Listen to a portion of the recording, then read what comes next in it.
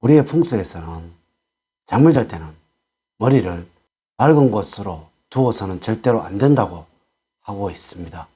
또한 문을 열었을 때 머리가 바로 보여서는 안 된다고 하고 있으며, 침실은 가능한 어둡게 해서 숙면을 푹 취하도록 만들어야 한다고 합니다. 침실에 있는 화장실의 문은 꼭 닫아 두어야 하며, 지금은 침실이 많아서 거실과 화장실이 한 공간이니까 반드시 이렇게 하셔야 합니다.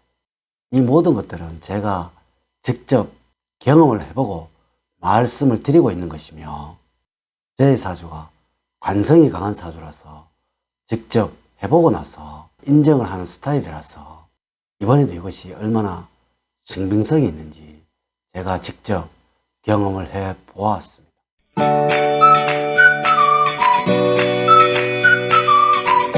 여러분 안녕하세요. 소강 박운호입니다.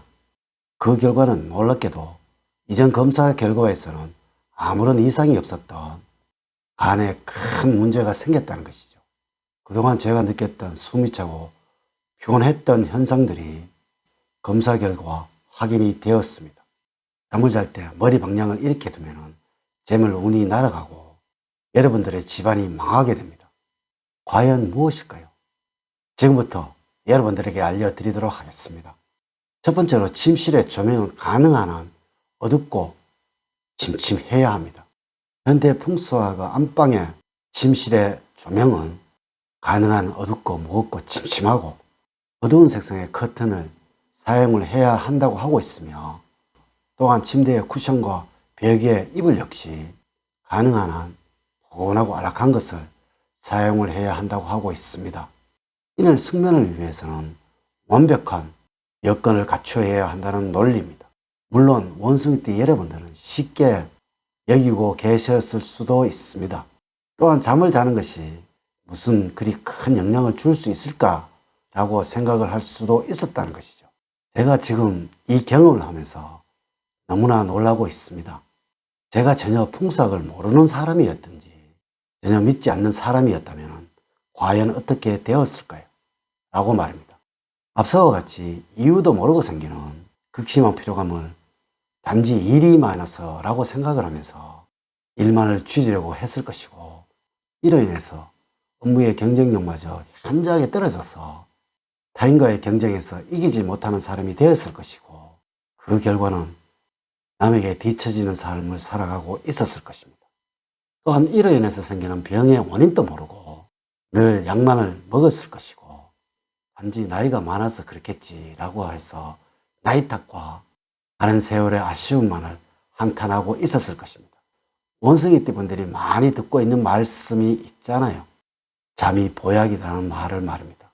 이는 잠을 잘 자야만이 그 다음날 맑은 정신과 상쾌한 기분을 가지게 되어서 일에 전념을 할 수가 있으며, 이 하루가 모이고자 해서 타인보다 한 발 앞서는 삶을 살아갈 수 있을 것이고, 이러한 삶이 나를 성공과 리드하는 사람으로 이끌어가게 한다는 것이죠. 절대로 진리는 먼 곳에 있는 것이 아닙니다. 이 작은 행동이 모이고 쌓여서 멋진 인생으로 만들어 간다는 것입니다. 풍수에서는 절대로 원인 없는 결과는 없다고 했습니다. 사람마다 그만한 이유가 있고 성공한 사람 역시도 분명한 이유가 있다고 말을 하고 있습니다. 원숭이띠 여러분들, 잠을 잘 때 머리 방향을 한번 바꿔보세요. 분명히 다음날 아침과 하루가 달라져 가는 것을 느끼게 될 것입니다. 두 번째로 침실의 화장실 상태를 신경을 써야 합니다. 현대의 아파트는 침실에 화장실이 꼭 있을 것입니다. 또한 침실과 안방, 거실, 화장실이 하나인 원룸이 많을 것입니다. 이래서 원숭이띠 분들 주무실 때는 그 화장실을 한두 번은 다녀오실 것입니다. 과연 이것이 얼마나 나에게 영향을 주는지 제가 테스트를 해 보았습니다. 머리를 화장실 문이 열릴 때마다 직접적으로 불이 비치는 방향에 두고서 실험을 해 보았습니다. 지난번에는 화장실의 불빛이 전혀 영향이 없는 곳에 제 머리를 위치해 두고 있었습니다. 지금은 밤마다 불빛에 영향을 받도록 하고 있었다는 것이죠. 알게 모르게 행동을 조심을 해야 한다는 말씀을 들어보셨지요. 이는 나도 모르게 잠을 자는 동안에 한두 번씩 비추어졌던 이 불빛이 내가 숙면을 취하지 못하도록 만들었던 것이고, 이로 인해서 그날의 피로가 완벽하게 풀릴 수가 없었던 것이고, 이것이 누적이 되어서 극심한 피로가 쌓여서 간이 나빠졌다는 것이죠. 원숭이 때 여러분들, 이러한 짧은 경험에서도 이러한 결과가 나오는데, 이것이 오랜 동안 계속된다면 어떠한 결과가 만들어지게 될까요? 새해에는 반드시 명심을 하셔야 합니다. 세 번째로, 한 달에 한 번씩 잠을 자는 방향을 바꾸어 보세요. 제가 원숭이 띠분들 가정을 한 분씩 찾아가서 알려드릴 수 있다면 좋겠지만 이는 불가능한 일이고요. 왜냐고요? 여기가 잘못되었으니까 여기를 바꾸고 치우세요라고 조언을 드리고, 또한 이곳은 없애야 한다고 말이죠. 하지만 현실적으로는 불가능한 일이죠. 지금은 다른 무엇보다도 새해를 맞으면서 재물 운을 얻는 방법을 스스로 찾아야 합니다. 원숭이 띠분들 모두가 타고난 기운들이 다 다릅니다. 어느 분은 동쪽으로 해서 잠을 청하면 좋을 수가 있으며, 어떠한 분은 남쪽으로 잠을 자야만 너무나 좋을 수가 있으며, 서쪽으로 머리 방향을 두어야만 좋을 수가 있으며, 또한 북쪽으로 머리 방향을 두고 잠을 청하면 아침에 너무나 머리가 맑아지는 현상을 느끼게 된다는 것이죠. 물론 현대의 아파트 문화와 주택 구조에서는 미리 정해진 구조라서 머리를 두는 방향이 아주 한정일 수밖에 없습니다.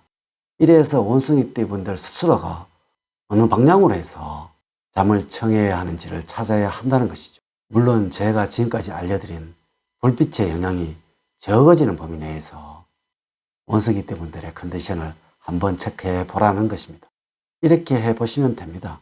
동서남북으로 머리 방향을 두고서 한번 주무셔 보시고, 분명 하루 이틀 정도면 앞사와의 차이를 느끼시게 될 것입니다. 한두 달 이렇게 해보시고서 앞서의 방향이 지금의 컨디션보다 좋았다면 뒤의 방향이 원숭이 띠들에게 더 좋고 더 맞는 방향이며, 이것을 찾았다면 운이 찾아와서 그 다음 날은 상쾌하고 즐거울 것이고 기쁨이 가득한 하루가 만들어질 것입니다. 물론 바꾸고 난 뒤의 컨디션이 더 나빠져서 잠을 자고 나서 잔 것 같지 않다라는 생각이 드신다면 이전의 방향이 원숭이 띠들에게 훨씬 좋은 방향이며 기운을 더 살려주는 방향이라는 것이죠. 제 경험을 말씀을 드리면 많이 배운 사람일수록, 또한 어디서 저명하신 분들의 책 속에서 풍수를 더 적용을 하려고 하고 있으며, 세상에는 과학으로 증명되지 않는 일들이 너무나 많으며 오랜 시간 이어져 온 지혜로 더 잘 이해할 수 있다는 것을 알기에 그러한 것입니다. 새해를 맞이하면서 명심을 하셔야 하는 것들이라고 말씀을 드리면서 이제 이야기를 마치도록 하겠습니다.